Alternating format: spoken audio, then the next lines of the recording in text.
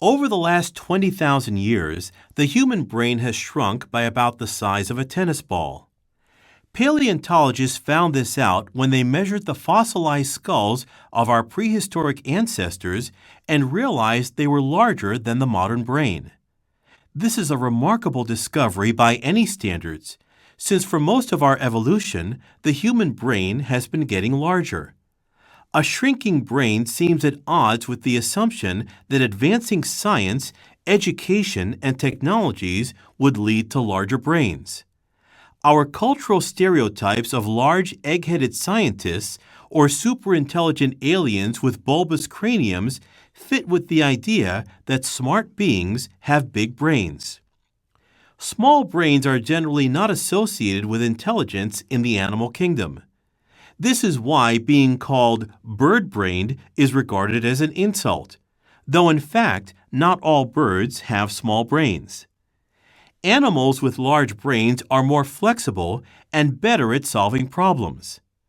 As a species, humans have exceptionally large brains, about 7 times larger than should be expected, given the average body size. The finding that the human brain has been getting smaller over our recent evolution runs counter to the generally held view that bigger brains equal more intelligence, and that we are smarter than our prehistoric ancestors.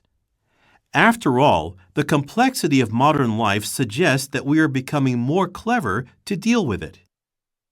Nobody knows exactly why the human brain has been shrinking, but it does raise some provocative questions about the relationship between the brain, behavior, and intelligence. First, we make lots of unfounded assumptions about the progress of human intelligence. We assume our Stone Age ancestors must have been backward because the technologies they produced seem so primitive by modern standards. But what if raw human intelligence has not changed so much over the past 20,000 years? What if they were just as smart as modern man, only without the benefit of thousands of generations of accumulated knowledge?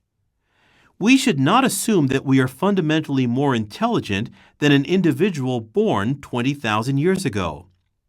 We may have more knowledge and understanding of the world around us, but much of it was garnered from the experiences of others that went before us rather than the fruits of our own effort. Second, the link between brain size and intelligence is naively simplistic for many reasons. It is not the size that matters, but how you use it. There are some individuals who are born with little brain tissue, or others with only half a brain as a result of disease and surgery. But they can still think and perform within the normal range of intelligence because what brain tissue they do have left, they use so efficiently.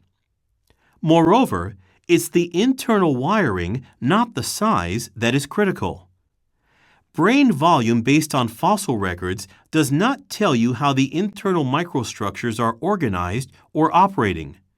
Relying on size is as ridiculous as comparing the original computers of the 1950s that occupied whole rooms with today's miniature smartphones that fit into your pocket but have vastly more computing power.